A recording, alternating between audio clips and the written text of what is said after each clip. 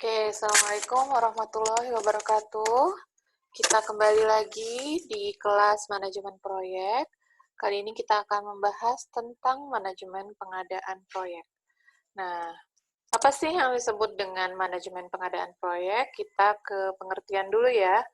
Yang disebut pengadaan itu dalam term manajemen proyek berarti untuk mendapatkan barang atau jasa atau layanan dari pihak luar gitu. Nah, ada lagi istilahnya itu adalah alih daya atau kalau misalnya services kayak outsource gitu ya. Sedangkan kalau misalnya untuk pengadaan barang bisa dengan via pembelian gitu. Nah, uh, karena kita makin ke sini gitu ya, dunia bisnis makin berkembang, kemudian biasanya pengen fokus ke core bisnisnya masing-masing, maka trennya itu dalam pengadaan pengadaan alih daya ini biasanya lebih banyak gitu karena kayak misalnya contohnya yang sering dialih dayain ya kayak petugas kebersihan, terus jasa servis gitu, servis peralatan itu biasanya dialih dayakan. Karena apa? Karena merasa mungkin itu tidak menunjang langsung gitu ya, tidak menunjang langsung bisnis yang dijalankan sehingga mending dikasih ke orang lain aja sehingga dia bisa fokus ngerjain yang jadi core bisnisnya. Nah, salah satu kalau misalnya kita bicara global gitu ya, salah satu yang sangat berkembang dari alih daya ini adalah India gitu. Kalau kalian mungkin baca berita di India itu ada kayak Silicon Valley-nya gitu ya. Nah, sebenarnya yang kedua juga sedang berkembang itu adalah Cina. Cina juga punya model uh, outsourcing gitu ya, outsourcing yang biasanya dibandel sama paket-paket pengadaan jasa. Uh, jadi kayak misalnya paket pengadaan produk. Jadi kayak misalnya kalau kita beli produk, let's say sebuah software dari vendor A gitu ya, maka nanti termasuk harga tersebut itu adalah untuk jasa gitu, jasa orang support gitu. Nah, ini biasanya skemanya ada di berbagai macam produk. Tentunya itu dipelajari dari produk-produk Amerika ya, uh, yang duluan mature di dunia IT. Oke, nah ini banyak perdebatan gitu ya mengenai outsourcing, mengenai alih daya. Ada perusahaan yang tidak melakukan alih daya, artinya dia semua yang dia butuhkan diadakan sendiri gitu. Nah, sebagian yang lain melakukan alih daya ini, contohnya untuk keperluan IT-nya, supaya dia mungkin gini, males ngadain, lebih enak disuplai aja gitu. Nah, sebenarnya ada pro ada kontra gitu ya. Kalau misalnya um, yang pro-nya gimana? Yang pro-nya terhadap alih daya itu kan ya tadi yang saya jelasin di depan gitu ya. Kita bisa lebih fokus. Contohnya gini deh, misalnya ya, kalau yang keseharian mungkin biar gampang untuk dibayangin. Contohnya itu kayak saya mungkin ya, saya di rumah ada tugas cuci, ada tugas nyetrika, memasak gitu ya, namanya ibu rumah tangga gitu ya. Nah, tapi ada juga tugas ngurus anak gitu. Nah, supaya saya merasa gini, prioritas saya tuh ngurus anak. Kalau saya kerjain semua, mungkin saya nggak kepegang, mungkin saya akan sangat lelah, mungkin saya jadi tidak bahagia, contoh gitu ya. Maka untuk itu saya outsource deh gitu ya. Saya punya mbak gitu untuk melakukan itu, membantu. Nah, itu yang dari segi pro gitu ya. Nah, dari segi yang kontra seperti apa? Dari segi yang kontra itu bisa dilihat kayak misalnya kayak Indonesia contohnya gitu ya. Eh, nggak punya, misalnya gini, dari segi mobil deh. Nah, awalnya gitu ya. Awalnya kita daripada bikin industri mobil mahal, mending beli aja dulu sekarang. Tapi lama kelamaan jadi ketergantungan dan tidak bisa mendevelop produk sendiri. Begitu juga kan kalau misalnya ibu rumah tangga, kalau misalnya nanti lebaran, mbaknya pulang, biasa langsung kelimpungan gitu, kalau yang nggak biasa gitu kan ya. Kalau misalnya dia terus nggak ada bantuan dan seterusnya. Nah, kontranya tuh di situ. Ketergantungan ini yang secara jangka panjang biasanya membuat kita terlena, membuat kita tidak mengoptimalisasi sumber daya sendiri gitu. Padahal sebenarnya mampu gitu. Bisa nggak sih kita bikin mobil? Bisa nggak sih kita bikin pesawat? Sebenarnya bisa kan gitu ya. Tapi karena selama ini keenakan beli, keenakan disuplai, ya akhirnya kita tidak bisa melakukan itu sendiri. Dan kalau misalnya udah lewat momennya bakalan susah. Kayak contohnya kayak sekarang di Jakarta itu transportasi umum gitu lah ya. Karena udah kebanyakan mobil, sekarang mau enforce transportasi umum ya akhirnya apa namanya nggak smooth gitu loh ya. Masih banyak malah banyak menciptakan kemacetan gitu ya, karena kita pengennya semua orang pakai transportasi umum gitu, tapi di lain sisi gitu ya, di lain sisi orang udah nyaman pakai kendaraan pribadi gitu. Oke, nah kita next ya. Kenapa sih kita alih daya gitu? Nah, pertama tadi ada awalnya niat baiknya itu pasti untuk mengurangi biaya gitu ya, biaya tetap maupun biaya berulang. Kemudian ini maksudnya apa sih? Jadi kalau misalnya kita beli sama kita ngebangun, itu cepetan dapat mana? Biasanya kan kita beli ya. Kalau kita gini, kalian kamu mau butuh cabai buat nyambel. Cara tercepat ngapain? Mau beli cabai atau nanam dulu gitu? Pastinya beli dulu kan gitu ya. Nah, kalau beli cepet didapat, tapi mungkin mahal. Nah, cuman kalau nanam dulu keburu basi gitu ya, keburu saya nggak bisa nyambel gitu, nyambelnya maksud 6 bulan lagi gitu kan. Nah, kemudian satu alasannya juga adalah mengizinkan organisasi untuk fokus kepada bisnis inti. Jadi nggak usah ngerjain perintilan-perintilan gitu ya, kerjain aja yang jadi kerjaan utama gitu. Kemudian juga mengapa kita punya alih daya? Salah satunya untuk mengakses keahlian dan teknologi. Nah, ini yang zaman dulu era Orde Baru itu pernah dilakukan gitu ya. Namanya alih daya itu bukan alih daya, saya lupa namanya apa gitu. Alih teknologi. Alih teknologi kita beli tapi si orang yang beli ini punya kewajiban untuk ngajarin gitu loh. Nah, ini yang punya ngajarin nge-training gitu. Nah, inilah yang menjadi salah satu fasilitas kita untuk mengakses keahlian dan teknologi. Kemudian juga menyediakan fleksibilitas. Itu fleksibilitas gimana? Fleksibilitas ini contohnya kayak misalnya kalau nyewa mobil gitu ya, nyewa atau beli.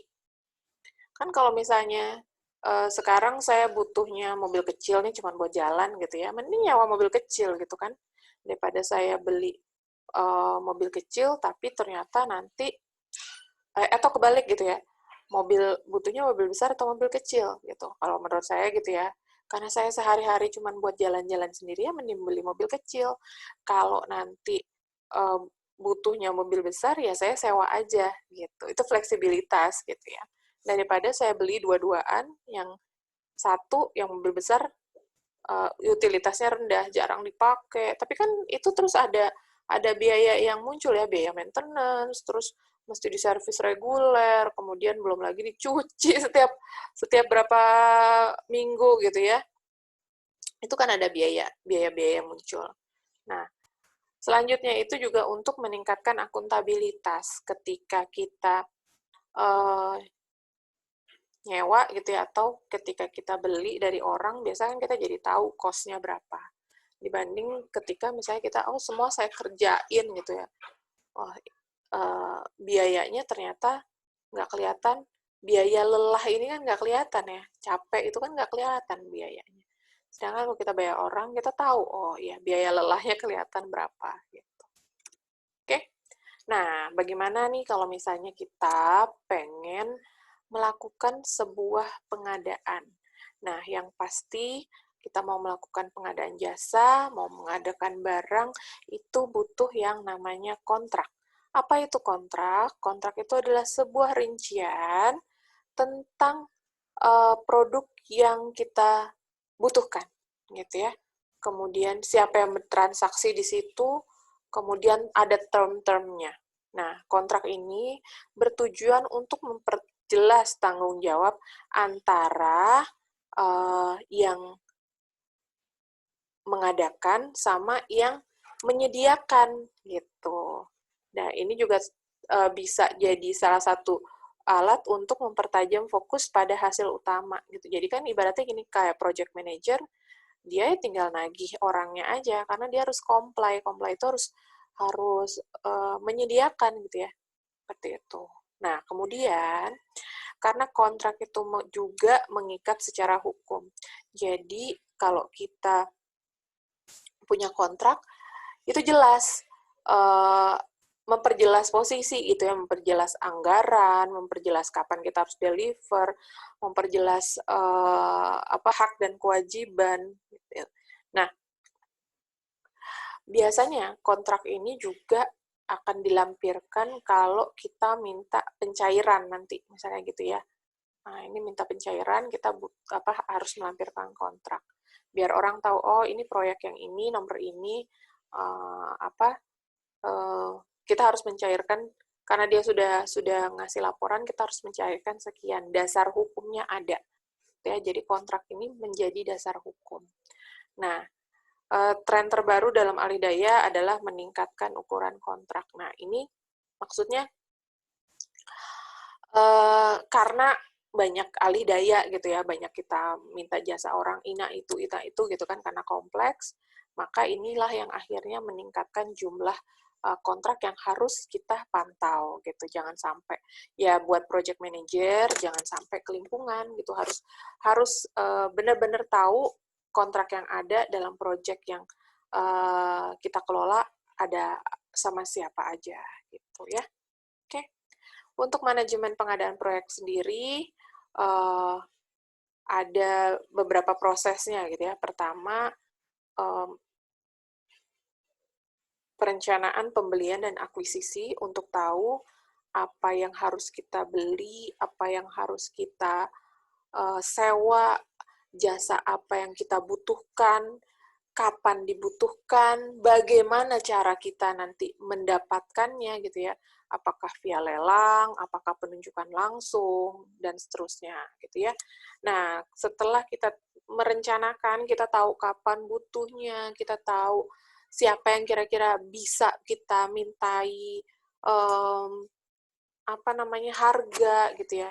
Kayak kalian belanja deh, berarti kan kalian browsing-browsing dulu misalnya di Shopee itu ya, kira-kira siapa nih. Nah, ini mirip lah, merencanakan tujuannya itu. Setelah tahu, direncanain kontraknya. Merencanakan kontrak ini tujuannya untuk kita tahu syarat-syarat pembelian, kemudian juga kira-kira barangnya beneran bisa datang kapan. Kalau ada diskon juga mungkin gitu ya, dan seterusnya. Nah, ini juga bertujuan untuk mengidentifikasi sumber-sumber potensial dari penjual dan pemasok yang menyediakan barang dan jasa sejenis. Misalnya gini, kalau misalnya kalian butuh jasa server gitu ya. Nah, ini kan lazimnya itu kan biasanya kita bikin kayak request for proposal gitu, RFP gitu. Artinya kita nggak ngasih langsung gitu, kecuali ya mungkin diperbolehkan itu ya.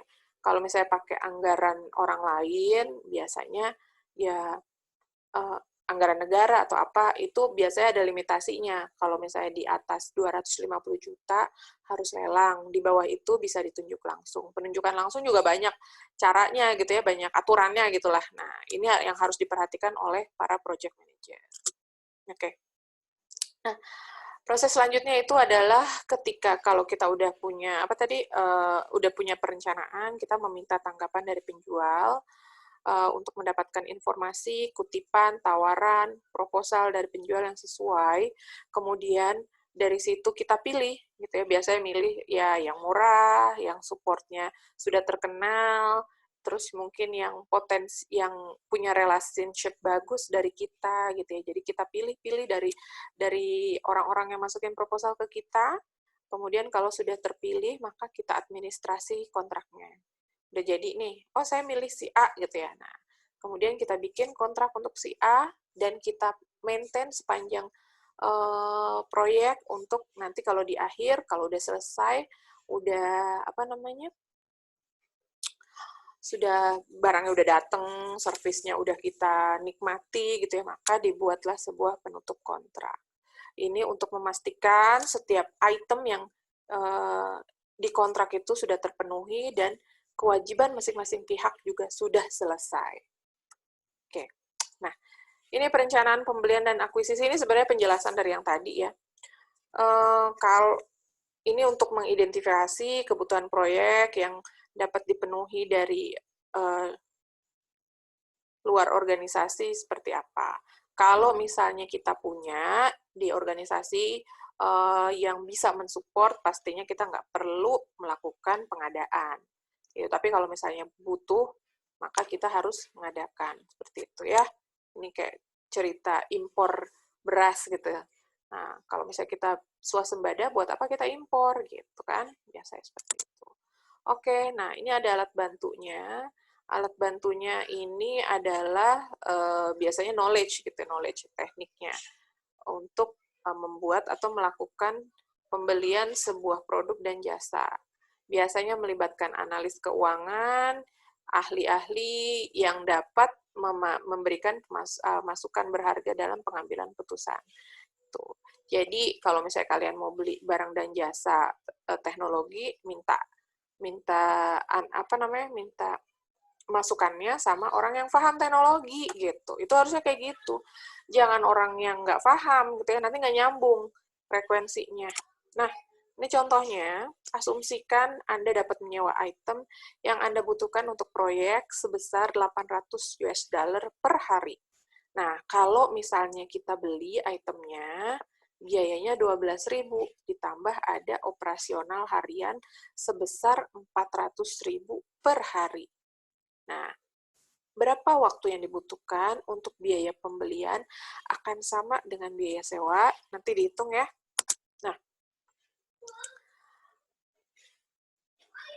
Nah, ini dapat, kenapa perhitungan itu penting? Perhitungan tersebut penting untuk sebagai bahan pertimbangan terhadap schedule yang kita miliki, gitu ya. Kalau perhitungannya tadi, kita kan dapat nilainya 30.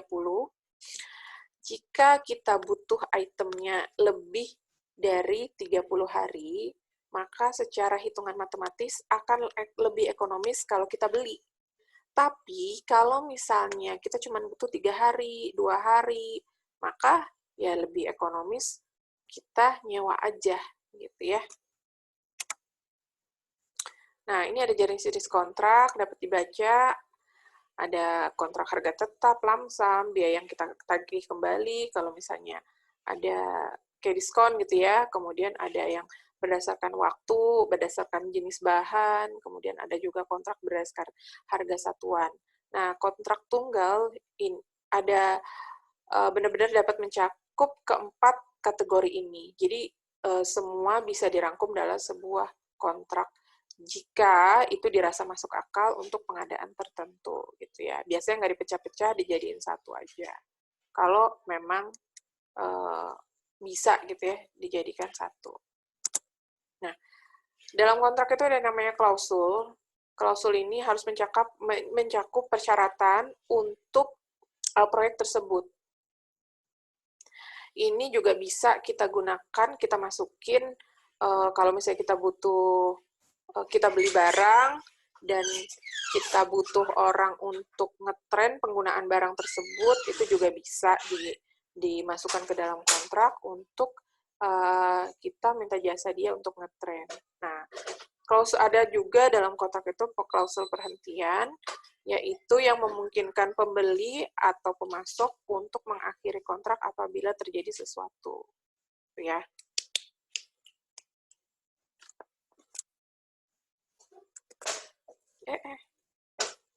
Kok gelap? Oke.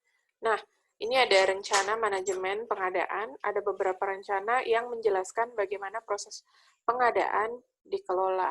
Dari pengembangan dokumentasi untuk melakukan pembelian atau penutupan kontrak. Nah, isinya itu bervariasi berdasarkan kebutuhan.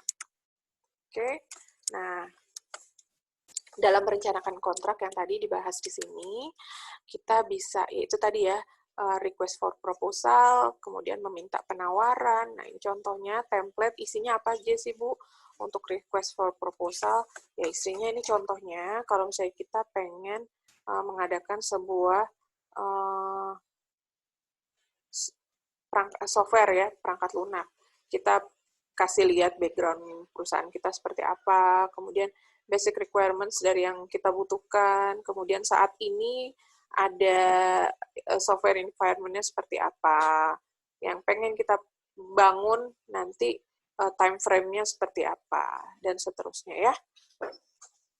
Nah, sangat penting untuk menyiapkan beberapa kriteria evaluasi untuk proposal-proposal yang masuk gitu. Nah, harap waspada terhadap proposal yang bagus di atas kertas karena kita harus evaluasi juga ini track record-nya seperti apa. Kalau dia bagus di atas kertas juga bagus di lapangan ya berarti oke gitu. Tapi yang jelas historical datanya dimaksimalkan ketika kita memeriksa.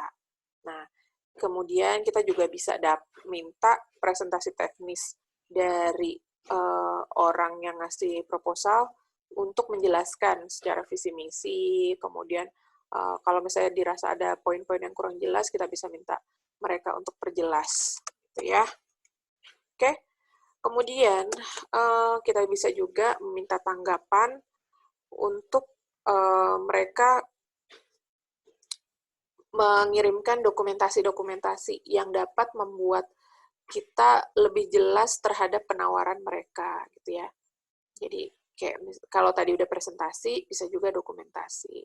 Nah, selain itu, kita juga bisa ngasih iklan buat tahu kalau kita butuh pengadaan barang dan jasa, bisa juga via vendor-vendor yang udah di shortlist sama kita punya daftar vendor, kita bisa kasih itu, kemudian kita kasih mereka seperti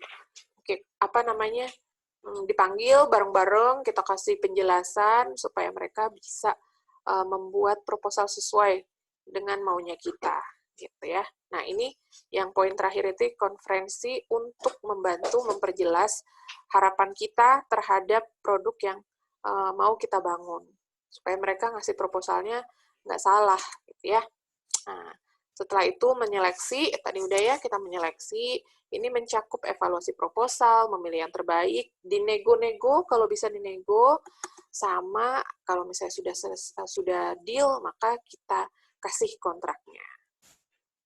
Nah, ini salah satu contoh penilaian proposal berdasarkan bobot weight-nya gitu ya. Bobotnya ada technical approach-nya 30%, management approach, past performance, price yang di total 100%, kita akan dapetin nilai dari masing-masing proposal berapa. Nah, setelah itu kita bisa tahu yang secara insight dapat nilai bagus itu proposal yang mana. Gitu ya. Nah, ini juga penjual pada daftar singkat pada shortlist biasanya juga disuruh untuk menyiapkan best final offer atau BAFO. Final output dari kontrak yang ditandatangani, final output-nya adalah kontrak yang ditandatangani oleh pembeli dan penjual yang dipilih. Oke. Nah, administrasi kontrak ini tujuannya adalah untuk memastikan si penjual yang akhirnya akan mensuplai barang dan jasa kepada kita memenuhi persyaratan untuk kontrak. Nah, karena kontrak ini kan legal ya, resmi. Jadi mau nggak mau ini yang tertulis harus ditepati gitu. Banyak manajer proyek mengabaikan masalah kontrak.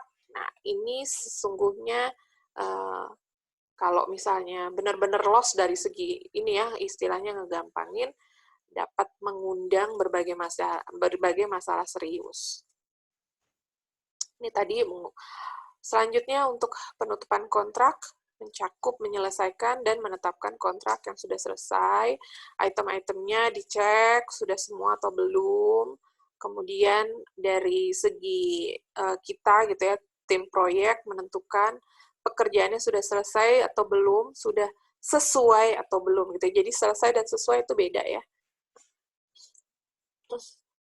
Kemudian kita perbaharui notes kita update hasil akhirnya seperti apa, diarsipin, didokumentasikan supaya berguna untuk nanti kalau misalnya kita butuh jasa yang sama gitu ya untuk proyek yang berbeda.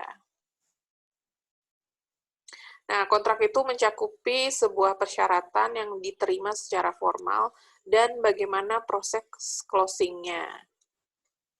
Nah, alat bantu untuk penutupan kontrak ada pertama, sistem pengadaan, dan yang kedua, sistem pencatatan untuk menemukan arsip yang terkait dengan pengadaan tersebut. Ya, jadi untuk membuktikan bahwa oke, ini pekerjaannya memang sudah selesai, pada tanggal sekian sudah di-deliver A, pada tanggal sekian sudah di-deliver B, dan dokumen-dokumennya semuanya ada, gitu ya.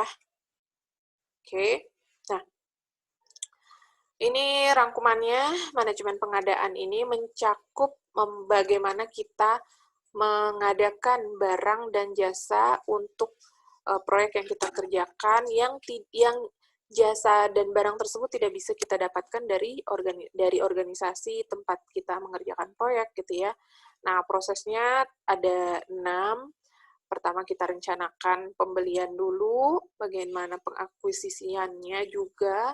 Setelah itu kita rencanakan kontrak untuk proses pembelian ini. Kemudian ini biasanya paralel ya, perencanaan kontrak sama meminta tanggapan penjual. Ya, kita rencanain dulu term-termnya apa, kemudian nanti kita minta tanggapan penjual, kemudian proses setelah mereka masuk tanggapan penjual ini dalam bentuk proposal ya. Setelah mereka ngasih proposal, kita pilih yang mana yang menang gitu, kemudian kita administrasikan, kita tulis kontraknya, kita maintain, kita cek supaya mereka mengerjakan sesuai kontrak. Kalau misalnya ada milestone tahap 1, tahap 2, tahap 3 gitu yang harus dikerjakan, tanggal berapa mereka harus kasih barang jasa tersebut, maka itu di-maintain sama project manager supaya pasti ketika kita butuhkan jasanya, dia bisa gitu ya. Itu kan tujuannya seperti itu. Nah, jangan lupa setiap kontrak yang sudah selesai itu harus di-sign off, harus ditutup gitu. Oke, ya rasanya itu aja untuk manajemen pengadaan proyek. Jika ada pertanyaan, maka nanti bisa dilayangkan di grup masing-masing gitu ya. Terima kasih semuanya. Assalamualaikum warahmatullahi wabarakatuh.